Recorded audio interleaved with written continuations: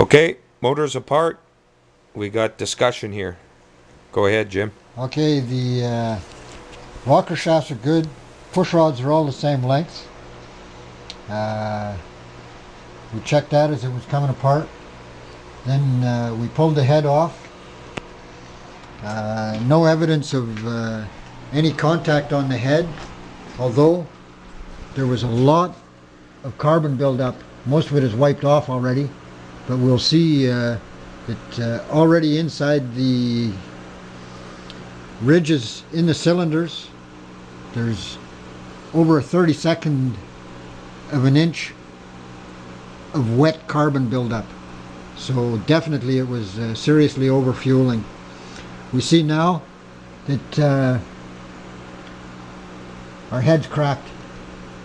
We've got a crack here and a crack here, and I won't be able to see that. So we ended up with when we did a wet test on them, we got fuel run through exhaust here, and I believe it was intake here. It was cracked. Intake or the exhaust. Anyways, the heads are scrap. There was a good set of heads too when we built them. Yeah. Okay. We never took the head gasket off yet. That was one of the things. Wanted to see how the fire rings and the Victor Rien's gasket went together.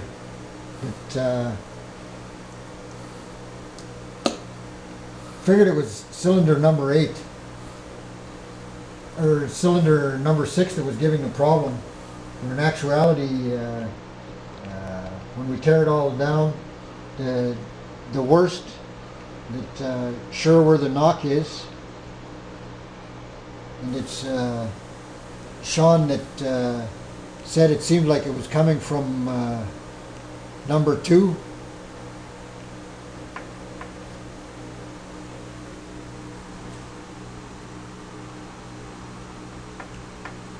I don't know if you guys can hear that.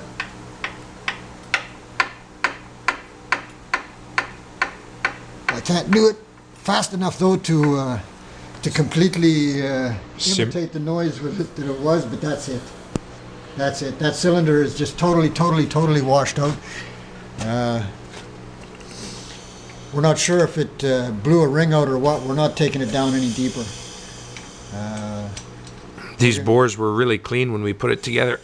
Yeah, it was all honed out.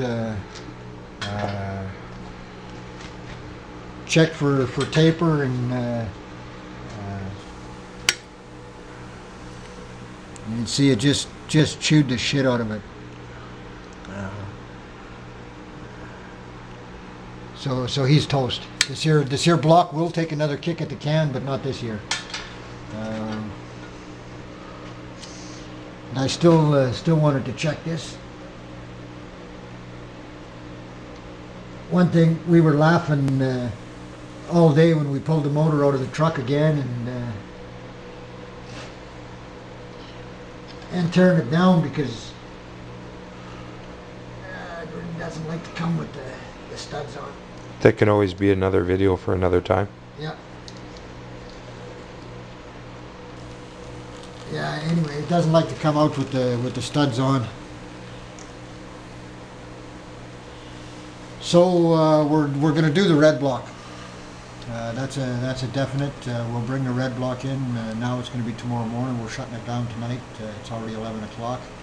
We'll bring the red block in, and we'll girdle it.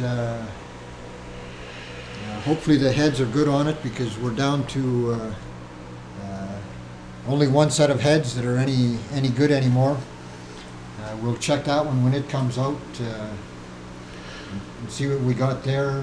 The thinking with that we think is when we put the pump on it, we didn't realize it was our maxed out head and rotor that they used, and it was max fueling. We're talking like 100 millimeters cubed of fueling, and what we think is it washed the cylinder walls. It was so intense, the fueling, that it just washed the cylinder walls, and the rings were still seating, and the rings just caught and galled in the cylinders.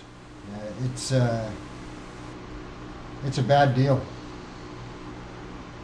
We were laughing previous. It's a comedy of errors. And we knew, and we discussed break in with the mystery pump. Because we know the mystery pump, we know where it's calibrated. We made the mistake of putting on a pump that we did not know the calibration of. And so the turbo really was not set in order to operate with that pump. If the turbo would have been tuned with the pump, but not knowing what the pump was is a comedy of errors. But one good thing, if we ever get a flow bench, we got plenty of space back here where we could put it. That's a send out to you, Nathan. So probably what we'll end up doing is we'll pull all of our good parts from this one, our exterior stuff, our valve covers and everything that's still kind of clean, and we'll bring in the other motor tomorrow. We'll scrape her out, scrape her up, and give her a quick coat of paint just to make it look clean. This will get pushed out tomorrow, and the only thing really that we had to invest in today was $1.67 in a 1/4-inch nipple to be able to put our line for oiling the turbo in the back of the block. So yeah, that's we'll probably run the mystery pump on it, and it'll be head studs and girdle and fire rings, and it'll be the best we can do now. We can't drop the compression because we can't take out the pistons.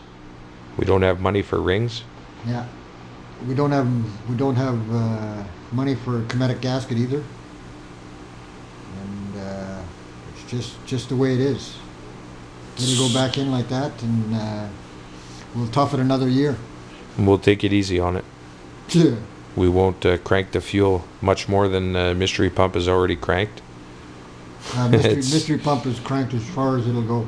We call it the mystery pump because, as you can see on the side, since we got this pump,